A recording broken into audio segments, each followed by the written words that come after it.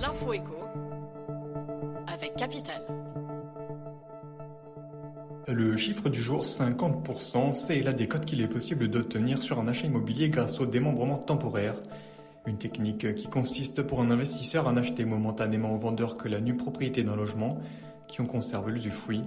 À la clé, un rabais qui peut aller de 20% à 50% de la valeur du bien selon la durée du démembrement, et de 10 à 20 ans le plus souvent. L'économie correspondant au loyer non touché pendant la durée du contrat. Ainsi, si vous revendez le bien juste après l'avoir récupéré, vous pouvez prétendre à un rendement annuel minimum de 3%. Et cela sans prendre en compte l'éventuelle hausse des prix du marché et l'effet de levier du crédit qui sert à financer une opération sur deux. Rendez-vous sur notre site pour tout connaître de ce mécanisme. Le coup de gueule du jour va être poussé par les retraités du privé si la sous-revalorisation de leur pension complémentaire se confirme d'ici le 1er novembre 2021.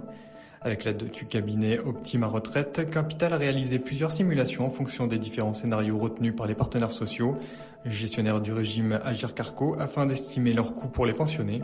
Avec une revalorisation limitée à 0,9%, 0,5 points de moins que l'inflation, un retraité gagnant 1 223 € par mois pourrait pâtir d'un manque à gagner de près de 22 € par an. Pour un retraité avec 3 856 € de pension mensuelle, cette perte grimperait à 157,20 € par an et même à 344,40 € s'il gagne 7 413 € par mois. Tous les détails et explications de ces chiffres sur capital.fr. L'info pratique Capital concerne les vaccins obligatoires dans le cadre professionnel. À partir du 15 septembre, la vaccination contre le Covid-19 va devenir obligatoire pour les professionnels en contact avec des personnes vulnérables, comme les infirmiers, les médecins, mais aussi les ambulanciers et les pompiers. Et ce n'est pas le premier vaccin à devenir obligatoire pour les personnels de santé. Ils doivent déjà se faire vacciner contre l'hépatite B, la diphtérie, le tétanos et la poliomyélite. Et les employés des pompes funèbres et les militaires sont eux aussi déjà soumis à des obligations vaccinales spécifiques. En cas de non-respect de leurs obligations, ces professionnels s'exposent à un changement d'affectation, voire à une rupture de leur contrat. Plus d'infos sur notre site.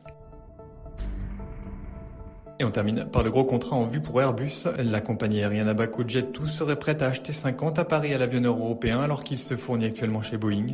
Les discussions auraient été ouvertes entre les deux parties autour d'un contrat qui pourrait concerner une cinquantaine d'appareils pour un montant avoisinant les 4 milliards d'euros. Pour l'heure, rien n'est fait, mais les discussions ont été confirmées par un porte-parole de Jet2 qui rappelle qu'en tant que voyagiste et compagnie aérienne prospère, nous sommes constamment en discussion avec différents avionneurs. Cela fait partie du cours habituel de notre activité.